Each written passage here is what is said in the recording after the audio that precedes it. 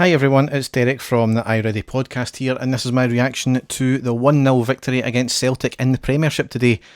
Ange Ball? What's that? Ange Ball? Never heard of it. We were fantastic today, absolutely played them at their own game, and this is what happens when you actually come up against a team that are competent and they're not just jobbers who will allow you to walk through their defence and you can win 6-0. This was Ange's first test today and he failed miserably because we were spot on with our tactics. We had a depleted squad. We didn't even have our manager there. That wasn't an excuse either way. We had more than enough capable there, as you've seen with the first 11. The subs bench was a bit light, but we were outstanding today. We had made 3 changes from the Alice Carter game. No Patterson as well, which was really disappointing because he was self-isolating due to being a close contact as well. So instead Balogun into the right back position, and he was amazing today. He was given man of the match for a reason today because he was absolutely solid. He never darted down the wing like we see with Tavernier and Patterson, but he'd done his defensive job absolutely spot on, and I can't say more than that, to be honest, about him. But we lined up McCrory, Balogun, Goldson, Helander, Barisic, Davis, Aribo, Kamara, Roof, Ken and Morelos. On the subs bench we had Wright, that's Kieran Wright as well, not that as some people never realised. Lundstrom, Arfield, Hadji, Bakuna, Itten and Sakala. So it was a fairly decent bench, if not a wee bit light, but as I said, the first 11 were certainly more than capable. Granted, Robbie McCrory starting as well. Again, he was outstanding today. Certainly Celtic did have a good few chances, but Robbie McCrory was more than capable. He's shown his awareness several times today. He's shown how good a keeper he is, and that's why when this happened I was never fearful of the keeper position, because we always have good keepers. Even if the 3rd, 4th, 5th choice keeper, they're always great keepers. And as I said, the only other position that we could have worried about there was the right back position with Balogun stepping in. Obviously not his usual position, but he was more than capable today. He was outstanding. The first half was an open game. Probably us slightly shading it, I would have said. Celtic maybe had the better of the chances, but we had the better of the possession, and we're playing some really good football. However, as usual, wasteful in the final third, which is typical of the season so far. Neither team really doing anything bar McCrory having to be alert on one occasion, and he really became a sweeper at that point. Celtic arguably should have been 1-0 up on the 25th minute when Edouard missed an absolute sitter. The ball was crossed on the deck from the left. Edouard Goldside beat our defender and he tried to side foot it, and he ended up missing the target completely. It would have been easier to hit the target, never mind put it wide. So just a player bang out of form, but that's all good for us.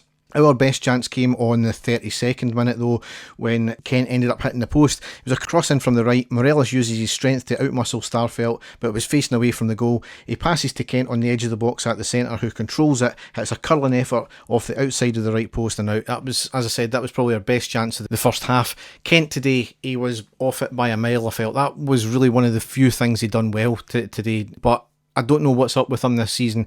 Something's not quite right there. He needs maybe a wee bit of time out just to reevaluate himself, because sometimes he's worse than a man down, and I felt if we had somebody like Hadji in there, a wee bit more creative that way, then we would have got a wee bit more outlet today. But Kent was off the ball. He was choosing the wrong option. His passing was woeful at times. His crossing was even worse. He was the one disappointment of today. Our defence though had been absolutely solid. As I said, Balogun showing very well and slotting into the right back position. The one thing that I wanted though is we needed to get in their face in the final third more. They've shown in previous times and on occasion so far in the first half that when you get in their face they're liable to make mistakes, and certainly in the second half that's what we done, because we came out the traps absolutely on fire, got in their face and ran them ragged. We were chasing every ball, winning everything, and as a result we were getting the break of the ball as well. Sometimes that when you try and force the issue you're going to get the luck of the ball sometimes as well, and that's what happened as well today. And as I said, their defence started to stutter. They were panicking, they were making some mistakes. It was allowing us more space, giving us more chances as well. We got our goal in the 66th minute with Helander scoring. Just about a minute beforehand, Barisic, one of the very few good crosses he done today, it was a free kick into the box and it was eventually headed clear out for a corner. But from that corner, Barisic again, an absolute outstanding fast-paced corner, whipped in right to the back post. Up pops Helander, towers above everyone and heads it into the back of net. An outstanding goal, and this is what happens when you actually deliver well. You beat your first man and you're passing it to the right man. It's fantastic all round. Just after that, McCrory was called into action again. It was a great pass from Celtic right through our defence to Kyogo. He gets his shot off, but McCrory was fantastic. He was very aware. He ran out to block the shot, and it was eventually knocked away for the corner. So delighted with that there.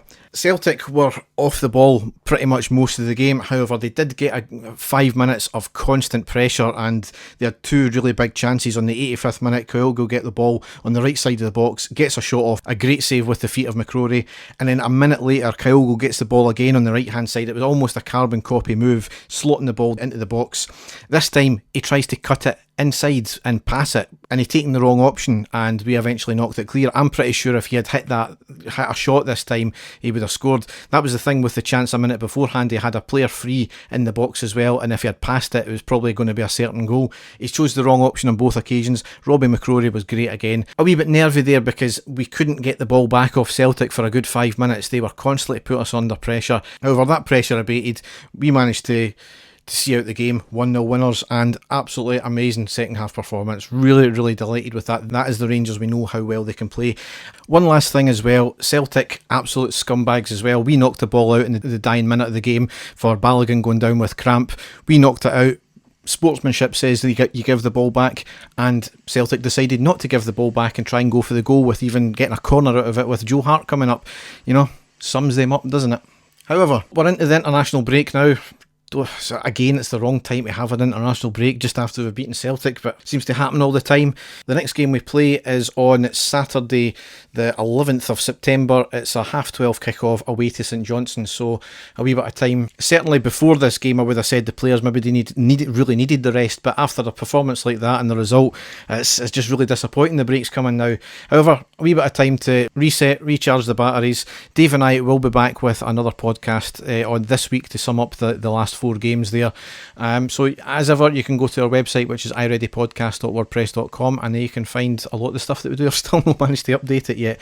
So enjoy the rest of your Sunday. I certainly will. Thanks for listening, and goodbye.